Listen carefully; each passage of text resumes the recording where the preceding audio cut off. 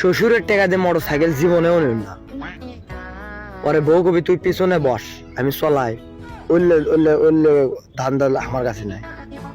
হ্যাঁ রে, সিয়ানা গাড়ি দিবিনি, তার নম্বর ছাড়া জি আজাদ টানে লিয়াচ্ছি, তা কি মন করে যে অশান্তির মধ্যে আছি। আবার শ্বশুর বাড়িতে গাড়ি নেবো, আজ উঠে হবি কাল উঠে হবি, বইয়ের গরমে থাকা যাবি না।